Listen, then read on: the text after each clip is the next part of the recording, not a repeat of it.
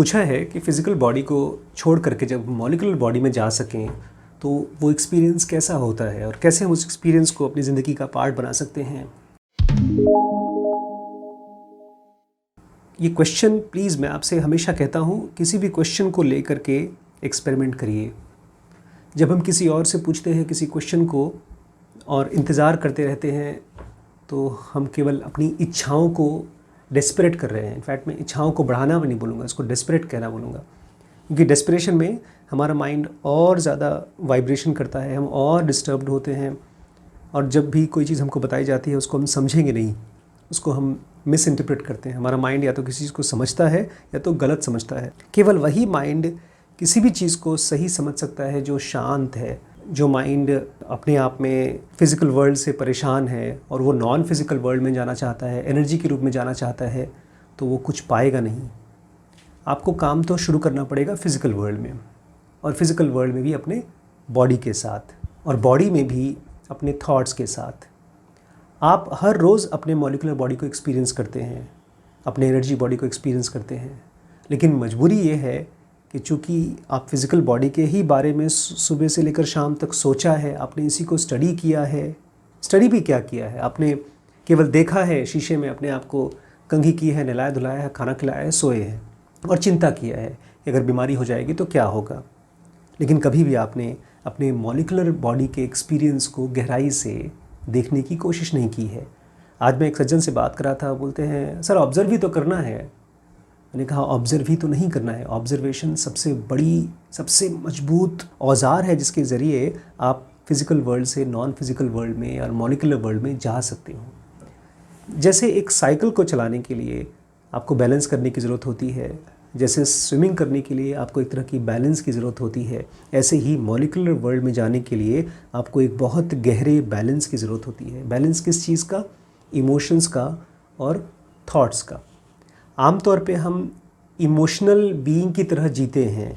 सुबह और शाम के बीच में जब हम जगे होते हैं, या तो हम खुश होते हैं या तो दुखी होते हैं। और अगर हम इसके बीच में होते हैं, मान लीजिए आप खुश भी नहीं हैं, दुखी भी नहीं हैं और बोर्ड हैं, तो हम ज़बरदस्ती बाहर से खुशी और दुख लेते हैं, वीडियोस के फॉर्म में, बातें करके, चैटिंग करके, बहस करके, किसी की कंडीशनिंग को मान करके कि वो अच्छा आदमी है, किसी को मान करके वो बुरा आदमी है। ये सब हमारे इमोशनल फूड है, हमारे लिए खाना है। अगर हमारे पास इमोशंस ना हो तो हम अपने आप को मज़ा नहीं एक्सपीरियंस कर पाते। हमको लगता है कि कुछ खाली है, जैसे पेट खाली होता है तो नहीं कहते कि कुछ खाने का मन कर रहा है, कुछ स्वादिष्ट खाने का मन कर रहा है। ऐसे ही हमारे माइंड को कुछ न कुछ इमोशंस का मन करता रहता है, इसीलिए हम बातें करते रहते हैं, इसीलिए हम आराम से बैठ नहीं पाते हैं।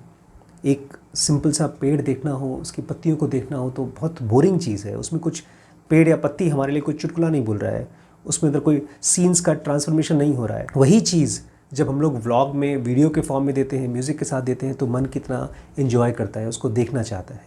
मॉलिक्यूलर वर्ल्ड में जाने के लिए आपको इस माइंड को इस दुनिया के साथ अलाइन करना होगा। ये दुनिया अपने आप में बहुत स्लो है, बहुत ही स्लो। सुबह, दोपहर, शाम अगर आप बैठ जाएं, घर के बाहर रोड पर बैठ जाएं, तो कुछ नहीं है वहाँ पर एक्साइट होने के लिए, कुछ भी नहीं है, क्योंकि दुनिया स्लो है। लेकिन दुनिया अपने आप में इतनी स्लो भी नहीं है, उसमें बहुत इंटेंसिटी है, बट फिर भी हमें दुनिया स्लो लगेगी। क्यों? बिकॉज़ हमने दिन में अपने आप को एक वीडियो के साथ अलाइन कर रखा है। हमारी आँखें यूज्ड टू हैं एक वीडियो के लिए। अगर फटाफट कोई सीन नहीं बदलता है हमारी आँखों के सामने से, तो हमारी आँखें कुछ खोजती रहती हैं। कुछ नहीं मिलता है तो अपने थॉट्स को ही घुमाती रहती हैं। उनको लगता है कब तक कोरोना जाएगा, कब तक मेरे को एनलाइटमेंट होगा, जल्दी बताओ, कुछ न कुछ बताओ। और तब तक से उसको कोई थॉट मिल जाता है परेशान होने के लिए कि एक न्यूज़ आ गया, या किसी आदमी की नौकरी चली गई, या एक कंपनी क्रैश हो गई। तो उसकी प्रॉब्लम क्या है? मॉलिक्यूलर वर्ल्ड में जाने की सबसे बड़ी प्रॉब्लम जो आपके लिए रुकावट है वो ये है कि सपने में भी जब आप मॉलिक्यूलर फॉर्म में जाते हैं तो आप थॉट्स के और इमोशंस के कब्ज़े में होते हैं। उसका एक्सपीरियंस तो बहुत गहरा होता है, उसका इमेजिनेशन नहीं हो सकता। उस एक्सपीरियंस में आपको हर चीज़ पता चलती है, हर चीज़। और चूँकि आपको पता चलती है इसलिए आप उसको इन्फ्लुएंस भी कर सकते हैं। लेकिन आपको कुछ इन्फ्लुएंस करने का मन नहीं करता। जैसे आपको अपने शरीर के बारे में सब कुछ पता है, आपको उंगलियां, हाथ, पैर सब कुछ पता है, आप चाहें तो कुछ चेंज भी कर सकते हैं, और जहाँ कहीं पर भी नुकसान दिखाई दे रहा है आप उसको ठीक भी करते हैं अपने शरीर में। ठीक ऐसे ही जब आप मॉलिक्यूलर वर्ल्ड में जाते हैं तो आप सडनली पूरी की पूरी मॉलिक्यूलर बीइंग का एक एनर्जी का फील्ड होता है। वो कुछ किलोमीटर हो सकता है और कुछ 100, 200, 500 किलोमीटर भी हो सकता है, डिपेंडिंग कि आपकी इंटेंसिटी कितनी गहरी है, आप कितना कम से कम इमोशंस के कंट्रोल में है। लेकिन ऐसा बहुत कम होता है, क्योंकि ये थॉट्स और इमोशंस के साथ हमने इतना कम काम किया है कि हमारी कैपेसिटी डेवलप नहीं हुई है उस मॉलिक्यूलर बॉडी में रहने के लिए। जैसे कुछ देर के लिए आप जाते हैं, खट्ट से वहाँ से भाग आते हैं किसी सपने में, या तो एकदम ब्लैक स्टेट में, आप सोते समय अपने आप को एकदम काले स्टेट में महसूस करते हैं। वो काला स्टेट बड़ा अच्छा है स्टेट है, जब कंप्लीट इंकी ब्लैकनेस होता है, कुछ दिखता नहीं है। वो एक तरह से आपके लिए एक मदर नेचर की गोद है। जब बच्चा परेशान होता है तो माँ की गोद में जाता है तो ठीक हो जाता है। ऐसे ही जब आप थॉट्स में, इमोशंस में बहुत डिस्टर्ब्ड होते हैं, बहुत एक्साइटेड होते हैं, तो मदर नेचर आपको अपनी गोद में ले लेती है ताकि आप शांत हो सकें। फिर उसके बाद आपको भेजती है फिज़िकल फॉर्म में, और आप दुनिया में आते हैं। आप कहते हैं, ओ थैंक गॉड, वो सपना था। वो सपना नहीं था, वो आपके थॉट्स थे जिनका आपके ऊपर बहुत कंट्रोल है। अगर आप सीरियसली अपने नॉन फिज़िकल फॉर्म में जाना चाहते हैं तो अपने आप को बताइए कि मैं इंटरेस्टेड हूँ इस दुनिया में, इस बोरिंग दुनिया में, ख़ास तौर से नेचर में।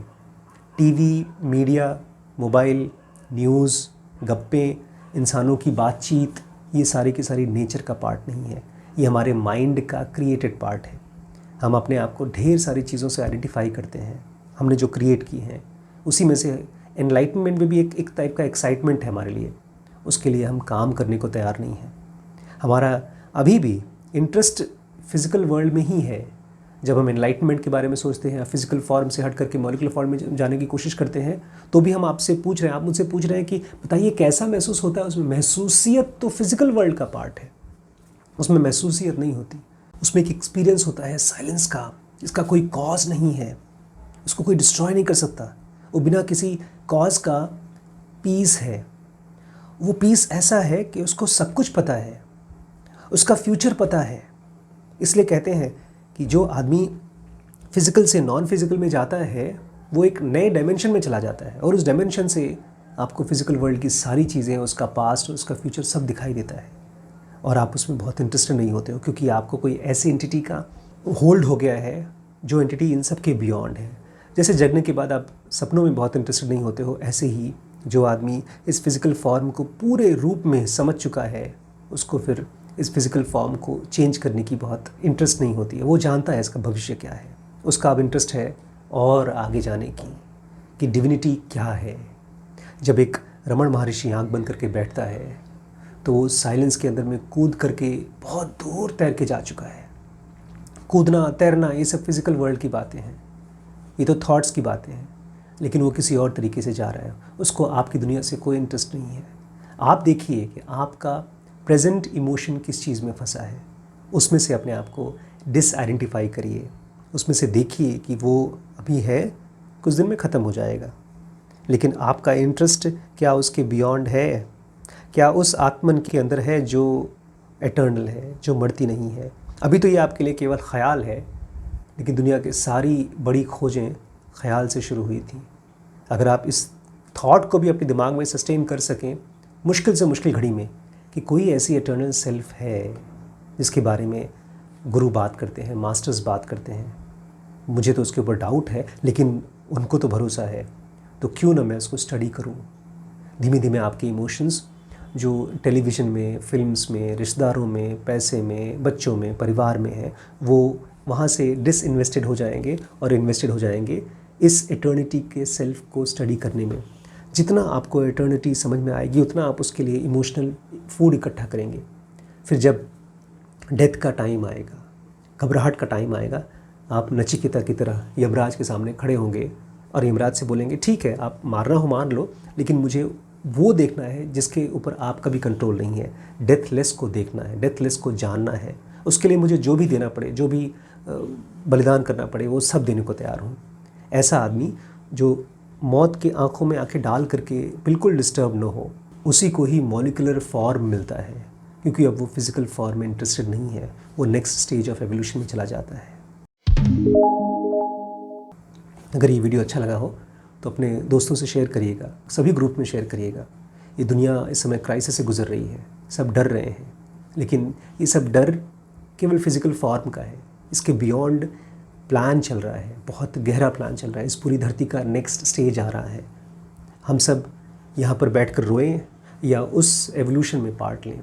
सभी ग्रुप्स में शेयर करिएगा, कमेंट करके बताइएगा कि वीडियो में आपको क्या समझ में आया, कौन से क्वेश्चंस हैं जो आप जानना चाहते हैं, जिसके बारे में और गहरे जानना चाहते हैं। सब्सक्राइब नहीं किया तो अभी सब्सक्राइब कर लीजिए, और हमारे कुछ कोर्सेज हैं उसके बारे में अभी आपको इन्फॉर्मेशन मिल जाएगी। नमस्कार। स्पिरिचुअलिटी के लिए ज़ेनोगा बेसिक एडवांस कोर्स, बिजनेस के लिए WBX, डिसीजन मेकिंग के लिए BDM, रिलेशनशिप के लिए लिमिटलेस, ब्रह्मचर्य के लिए SPMT है, और पेरेंटिंग का जो कोर्स है उसका नाम है SPPT। ये सारे कोर्सेज एक साथ ज्वाइन करते हैं तो आपको हेवी डिस्काउंट मिलता है। Thank you so much.